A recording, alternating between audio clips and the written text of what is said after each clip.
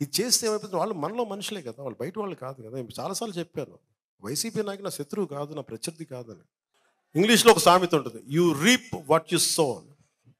నువ్వేదైతే నాటుతావో నీకు అదే తిరిగి వస్తుంది. నువ్వు ద్వేషం నాటితే ద్వేషమే తిరిగి వస్తుంది, నువ్వు ప్రేమ ఇస్తే ప్రేమే తిరిగి వస్తుంది. నేను ప్రేమనే ఇస్తున్నాను, ప్రేమే తిరిగి రావాలి. నేను అభివృద్ధినే ఇచ్చాను, అభివృద్ధి తిరిగి రావాలి. ఎదుటి వాళ్ళు బాగుండాలని కోరుకున్నాను, మనం బాగుండాలని ఉంటుంది. వీడు నాశనం అవ్వాలి, ఆడు పోవాలి నేను ఎప్పుడు కోరుకోను. అది ప్రకృతి విరుద్ధం. అది మీరందరూ అవన్నీ తల్లి చూసుకుంటుంది, మనకి ఎందుకు? జగజ్జనని, విశ్వమాత, విశ్వజనని, ఎవరిని ఎలా ఉంచాలో ఆవిడ ఆ తల్లి చూసుకుంటుంది. మన పని ఏంటి, మన పని చేసుకుంటాం. ఎందుకంటే మనం ఎవరికి ఏం చేయక్కర్లే, మనం చూస్తూ ఉంటే చాలు.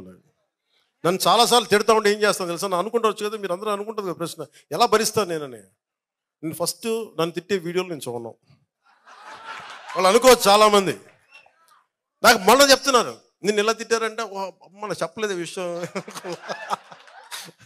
అంటే నేను చెప్తే నేను వేరేలా ఆలోచన. నేనేంటంటే బై డిఫాల్ట్ సెట్టింగ్ నేను చూడను, నేను విన్నాను. నేనేం నమ్ముతానంటే, తల్లి నా గుండెల్లో నువ్వు ఏది మంచి అదే చేయనివ్వు, నన్ను ఏది వినాలో అదే విననివ్వు, దేనికి స్పందించాలో దానికే స్పందింపచేయి.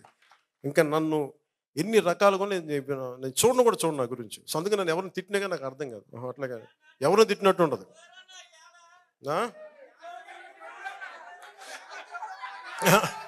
అలాగా వినండి, ఈరోజు మనకున్నది 5 సంవత్సరాలు. దాంట్లో దాదాపు ఒక నెల అయిపోయింది. ప్రతిరోజు ప్రతి గంట చాలా కీలకం. నాకు ఇలా ప్రతిసారి కలవటం కంటే కూడా నాకు పని చేస్తే మీ జీవితాల్లో మార్పు తీసుకురాగలుగుతాను. అలాగే జన సైనికులందరికీ చెప్తున్నాను, ముఖ్యంగా యువతకి చెప్తున్నాను, అమ్మ నీ మిమ్మల్ని ఎక్కడ మర్చిపోతాను తల్లి, మీరు నా మీద కోపపడతట్లా. తల్లి లేకుండా నా పదం ప్రయోగం ఉంటుందా? జనసేన అంటే ముందు మీ పేరే చెప్తాను తల్లి. అల్లావుద్దీన్ అద్భుత దీపాలు ఉంటాయి కదా, అన్న మాకు ఈ సమస్య ఉంది తీర్చేద్దాం, ఇట్లా అంటున్న భూతం వస్తే తీర్చేయండి. అలా జరగదు, నలగాలి. అందుకే 5 సంవత్సరాలు ఇచ్చింది రాజ్యాంగం మనకి. ఈ 5 సంవత్సరాలు మీరు కనీసం సంవత్సరం చూడాలి. కనీసం దోచేశారు వీళ్ళు, అందరూ అడ్డగోలు చేశారు.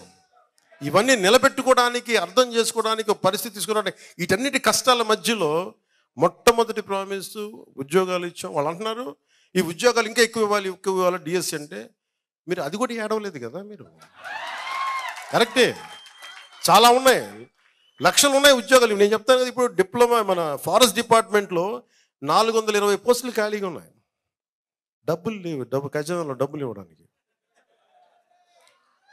ఎక్కడి నుంచి డబ్బులు ఇస్తాం? ఎర్రచందనం పట్టుకెళ్ళిపోయి అమ్మేసుకున్నారు. నేపాల్లో ఎన్ని వేల మెట్రిక్ టన్నులో ఉంది నేపాల్లో. నేపాల్ ప్రభుత్వం తిరుపతి నుంచి వెళ్ళిన ఎర్రచందనాన్ని నేపాల్ ప్రభుత్వం పట్టుకుంది. కానీ మన చెక్ పోస్టులను వదిలేసినాయి. ముఖ్యంగా మన ఆంధ్రాలో ఉండే చెక్ పోస్టులను వదిలేసినాయి. వెళ్ళిపోండి. పెద్దిరెడ్డి గారి వెంటనే పంపించండి, అస్సలు నేపాల్ పంపించండి. మిథున్ రెడ్డి గారి పంపించండి. కానీ నేపాల్ పోలీసులకు పాప మిథున్ రెడ్డి గారు, పెద్దిరెడ్డి గారు ఎవరు తెలియదు, ఆపండి అన్నారు. ఎక్కడ తీయాలంటే దాని రూట్ తిరుపతికి వచ్చింది. లాంగ్వేజ్ ప్రాబ్లం వాళ్ళకేముంది, వాళ్ళు ఎర్రచందనం ఒకటే లాంగ్వేజ్ కదా. ఈ ఎర్రచందనం కాహాయ్ అంటాడు, అది పట్టుకుంటారు, తీసుకెళ్తారు. పట్టుకుని ఇప్పుడు ఆ ఫైల్ నా దగ్గరికి వచ్చింది. దాన్ని ఏమంటారు, ఎర్రచందనాన్ని ఇక్కడ తీసుకురావాలి, ఏం చేయాలంటే దానికి ఏదో పెట్టి దాని గురించి కింద మీద పడుతున్నాం, తీసుకురావడానికి ఒక ప్రయత్నం చేస్తున్నాం. ఇవన్నీ మీకు మీరు చూడండి, ఇప్పుడు దాకా తెలియదు కదా మీకు.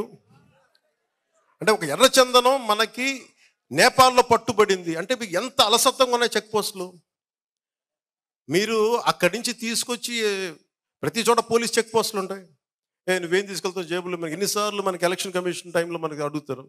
అలాంటిది ఎర్రచందనం అంటే ఎన్ని వేల మెట్రిక్ టన్నులు, ఎన్ని లారీలు వెళ్ళాలి. అన్ని లారీలు చాలా సునాయాసంగా వెళ్ళిపోయి నేపాల్ దాకా. అంటే మీకు ఆ స్థాయిలో ఉంది దోపిడీ. కరెక్ట్, సినిమాలు తీయచ్చు, కానీ ఒక అడవిని కొట్టి ఒక చెట్టుని పెంచడం ఎంత కష్టమో మీకు తెలుసా? మనందరికీ తెలుసు. అది కొట్టే వాళ్ళకి తెలియదు అది సంగతి. ఒక చెట్టు కొడితే 25 చెట్లు నాటాలని అరణ్య సూక్తం చెప్తూ ఉంటుంది. ఆ చదువులు చదివితే కదా, ఆ విజ్ఞానం ఉంటే కష్టం తెలుస్తుంది. కొట్టేసుకుందాం, పెంచేసుకుందాం, అమ్మేసుకుందాం. ఏం చేసుకుంటారు? ఎక్కడ తింటారు డబ్బులు? పేపర్లు తినాలి అన్నం బదులు మీరు. ఇవన్నీ అర్థం అంటే నేను ఎందుకు చెప్తా అంటే ఇవన్నీ మీరందరూ ఇంత లోతుగా చూస్తున్నాం.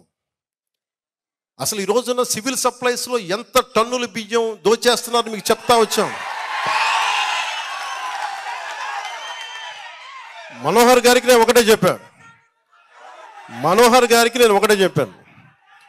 మనం మాట్లాడాం, సివిల్ సప్లైస్ మీ చేతిలో పెట్టాం, అక్రమ రవాణా బియ్యం మీద ఉక్కుపాదం మోపండి. అదొక్కటే మాట చెప్పాను. ఆయనకి నా అభినందనలు. బలంగా చేశారు, సీజ్ చేశారు గోడౌన్స్. కానీ వెనకున్న సూత్రధారులను పట్టుకోవాలి, ఎవరెవరో తెలియదు, ఇంకా ఎతుకుతున్నాం, చూద్దాం. అలాగే చెరువులు, మట్టి, ఇసుక, మట్టి, శ్మశానం, మైనింగ్ అన్నీ పట్టుకుపోతాం. ఇవన్నీ ఆపాలి.